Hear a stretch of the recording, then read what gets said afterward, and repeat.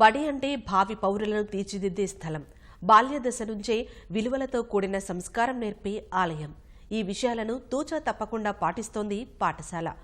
మహనీయుల సందేశాలను బోధిస్తూ, ప్రకృతితో సహజీవనం చేయిస్తూ విద్యార్థులను ఉత్తమ పౌరులుగా తీర్చిదిద్దుతోంది. విజయవాడ విద్యాధరపురంలో ఉన్న ఈ పాఠశాల పేరు దళవాయి సుబ్బరామయ్య నగరపాలక సంస్థ ఉన్నత పాఠశాల. నగర విస్తరణ పుణ్యమా అని ఈ పాఠశాలలో కేవలం తరగతి గదులే మిగిలాయి. కనీసం పిల్లలు ఆడుకునేందుకు, ఉదయం ప్రార్థన నిర్వహించుకునేందుకు మైదానం కూడా లేదు. అలాంటివేమీ ఈ బడి నిర్వహణకు అడ్డు రాలేదు. ఉన్న దాంట్లోని విద్యార్థులకు విలువలతో కూడిన విద్యను అందిస్తున్నారు. ఈ పాఠశాలలో అడుగడుగునా గాంధీజీ సూక్తులే దర్శనమిస్తాయి. జాతిపిత చూపిన బాటలో చిన్నారులను నడిపించేందుకు ప్రత్యేక కార్యక్రమానికి శ్రీకారం చుట్టింది పాఠశాల. ఇక్కడ ప్రతిరోజు బాపూజీ సందేశాలు వినిపిస్తారు.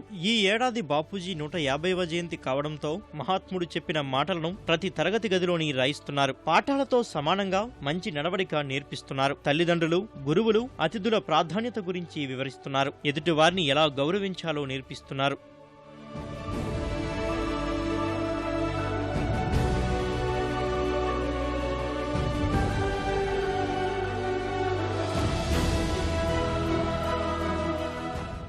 నేర్చుకున్న ప్రతి విషయాన్ని పిల్లలు ఆచరించేలా చూస్తున్నారు ఇక్కడి ఉపాధ్యాయులు. గాంధీజీ జీవిత చరిత్రకు సంబంధించిన అనేక విషయాలను బోధిస్తున్నారు. పనికిరాని వస్తువులతో కళాకృతులు తయారు చేసేలా చిన్నారులను ప్రోత్సహిస్తున్నారు.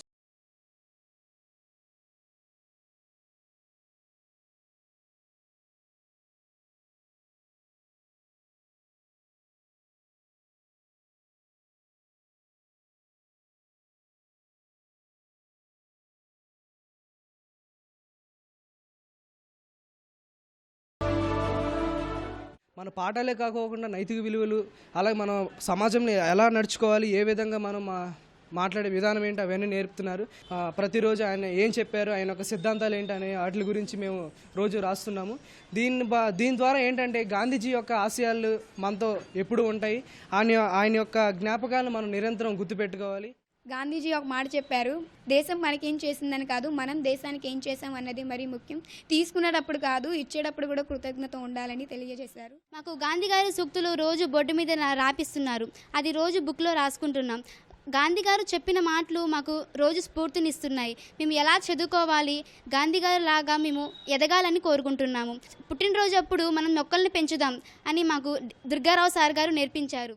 పర్యావరణాన్ని ప్రేమించడం కూడా ఈ విద్యాలయంలో నేర్పిస్తున్నారు. పాఠశాలలో ఏ కార్యక్రమం జరిగినా ఎక్కడో ఒక చోట మొక్కలు నాటుతుంటారు. పుట్టినరోజు చేసుకునే చిన్నారికి ఓ మొక్కను బహుమతిగా అందిస్తారు. ఆ మొక్కను ఇంటి వద్ద నాటి దాన్ని సంరక్షించే బాధ్యత తీసుకోవాలనే నియమం పెట్టారు. బడిలో స్థలం లేకపోవడంతో పనికిరాని ప్లాస్టిక్ సీసాల్లో మొక్కలు పెట్టి తరగతి గది కిటికీలకు అమర్చారు. 10వ తరగతిలో 100% ఉత్తీర్ణత సాధించి మిగతా వారికి ఆదర్శంగా నిలుస్తున్నారు ఇక్కడి విద్యార్థులు.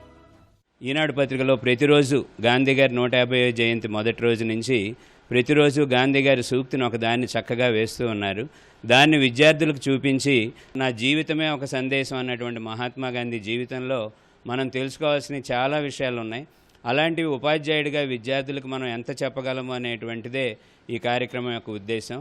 అలాగే పనికిరాని వస్తువులతో గాంధీ గారి జీవిత చరిత్రను ప్రతిబింబించేలా చక్కటి ఎగ్జిబిట్స్ కూడా తయారు చేశారు. సార్ మొన్న మా ఇంట్లో ఇది జరిగితే మేము ఈ మొక్కలే పంచిపెట్టాము అనే విధంగా విద్యార్థుల్ని తీర్చిదిద్దాలి అనేటువంటిది మా పాఠశాల లక్ష్యం. ఈ పాఠ్యాంశాలతో పాటు సామాజిక విలువలు, వారు బయటికి వెళ్తే ఎలా బ్రతకాలి, ఎలా మోరల్ వాల్యూస్, ఎదుటి వ్యక్తిని ఎలా గౌరవించాలి, చదువుతో పోటీగా సామాజిక స్పృహలు కూడా నేర్పుతూ ఉన్నామండి. మా ఉపాధ్యాయులు కూడా వారి రూము వాళ్ళు వ్యక్తిగతంగా ఒక స్కూలుగా చూడరు, ఇది వారి సొంత ఇల్లులాగా భావించి మరి అంతా పరిశుభ్ర విషయం ఏంటండి, పిల్లలందరూ మా పిల్లలు, మా విద్యార్థులు, వాళ్ళు మా వాళ్ళు అని చెప్పేసి వాళ్ళని సన్మార్గంలో నడిపించడం కూడా మా వంతేనండి. ఈ పాఠశాలలో పిల్లలకు శాస్త్రీయ నృత్యం, కరాటేలోనూ శిక్షణ ఇస్తున్నారు. విద్యా బోధన అంటే సమగ్ర మానసిక, శారీరక వికాసం అని నిరూపిస్తోంది ఈ ప్రభుత్వ పాఠశాల. పాఠశాల అంటే భావి పౌరులను తీర్చిదిద్దే ఆలయం, విద్యా బుద్ధులు నేర్పించే దేవాలయం. కానీ ప్రస్తుతం మార్కుల వేటలో పడి కార్పొరేట్ పాఠశాలలు విద్యార్థుల బాల్య దశను చిదిమేస్తున్నాయి. కానీ ఈ ప్రభుత్వ పాఠశాల మాత్రం విద్యార్థులకు పాఠాలతో పాటు జీవిత సత్యాలను బోధిస్తోంది. గాంధీజీ మార్గంలో నడిపిస్తూ విద్యార్థులకు ఉన్నత విలువలు నేర్పిస్తోంది. కెమెరామెన్ బిఎన్ఆర్తో ప్రహల్య మహేష్, ఈటీవీ న్యూస్, విజయవాడ.